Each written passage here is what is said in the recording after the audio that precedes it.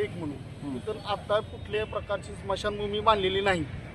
वारंवार पाऊस असेल तर लोकांना त्याचा अक्षरशः वारले घरातल्याही बघायची त्यांना ही नाही की पाऊस पडलाय त्यांना कसे त्यांची अंत्यविधी करायचा त्यांना त्याची काळजी लागलेली असते।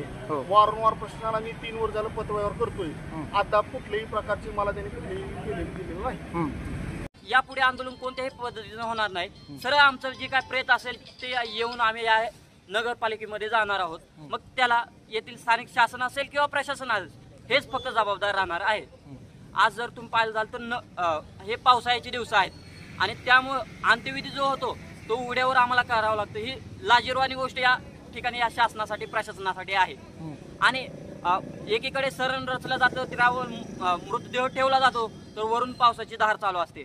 मग याच्या व्यतिरिक्त लाजिरवाणी गोष्ट कोणती आहे असं मला नाही वाटत आणि म्हणून या उपोषणामधून आम्ही शासनाचा आणि प्रशासनाचा तर आमचं असंच म्हणणं आहे की आज सीओ साहेबांनी तात्काळ निर्णय घ्यावा आणि स्मशानभूमीची काय तुमची जी प्रोसेस आहे ती चालू करावी। त्यांनी कुणाला बोलायचं असेल त्या बोलावं, सगळ्या गोष्टी चालू कराव्या आणि तात्काळ स्मशानभूमी बांधायची आमची मागणी आहे ती मान्य करा आणि लवकरात लवकर स्मशानभूमी द्यावी। नाहीतर आमच्या तालुका अध्यक्षांनी आता इशारा दिलेला आहे की याच्या पुढे हिंदू समाजातील कोणीही व्यक्ती डॉक्टर तुळजापूर खुर्द इथला कुठलाही व्यक्ती मृत्यू पावला तर त्याचा पूर्ण अंत्यविधी आम्ही नगरपालिकेसमोर आणून करणार आहे आणि ह्याला फक्त प्रशासनाचा